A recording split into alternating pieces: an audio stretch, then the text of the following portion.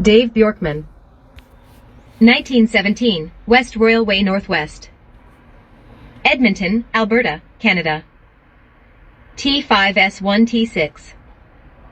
PH 780-716-5901.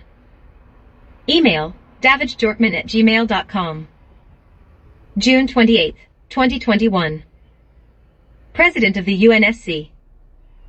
Sven Jurgensen, Permanent Representative of Estonia to the UN. UNSC P5 China Rep, Zhang Jun. UNSC P5 Russia Rep, Vasily Alexeyevich Nebenzaya. UNSC P5 USA Rep, Linda Thomas Greenfield.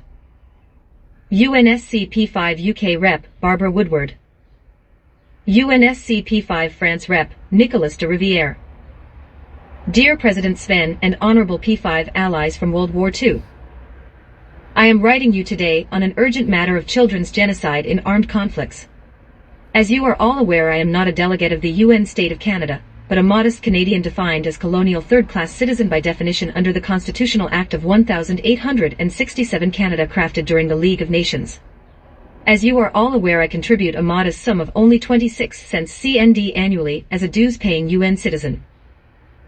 I bring to you today this letter signed by more than 1,600 Canadians and Indian Act Indigenous from Canada to call on one or all of you to step up and stand against residential school genocide, whereby Canada's government at the federal, regional and municipal levels ordered the apprehension, assimilation and genocide of more than 100,000 Canadian Indigenous children, with armed RCMP who beat and arrested Indigenous parents, who refused to surrender their children even after 1952.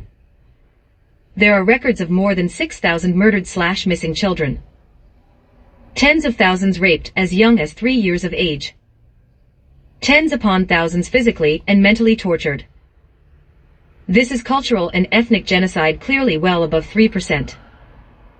You, the P5, ordered a global pandemic with estimated numbers of mortality between 3 to 5% March 2020.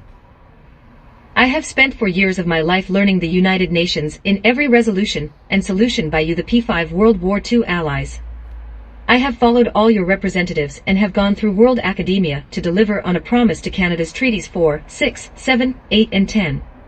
Today I ask each of you to return to your commitments made in the UN Charter 1945, Geneva 1948, Decolonization 1960, and absolutely fulfill your promise to the world, never again. Any one of you or all today can articulate and stand in place of Canada's delegation by condemning the gross breach of the UN Charter 1945. Queen Elizabeth II did not in any time, after her accession, order any of this in Canada. The crown colonial power was stolen post-King George VI's death in 1952, whereby UK removed forevermore all Governor-Generals and Lieutenant Governors of the regions.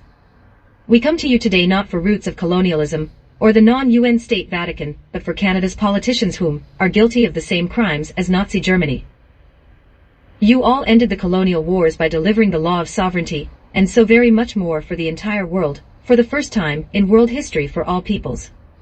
A resolution or a nod to Karim Khan, prosecutor of the ICC, to take over the investigation of already more than 1,000 children's bodies have been discovered in only 2 schools, would provide the world the power and trust in your world justice. A justice lost in Canada. We, the more than 1,600, 2 First Nations firms and businesses, will present a narrative that does not involve the P5 or the Vatican. Further, we will support Karim Khan in absolute respect of international law as you detail. Without your intervention, Canada will continue as a relic of colonialism, an Axis power, and a destabilizer of the UN. This is also your chance to show the world the binding 5 are the allies and are to be trusted to live up to their obligations. End the Canadian genocide alive today. Free all the sons and daughters of Canada and the First People.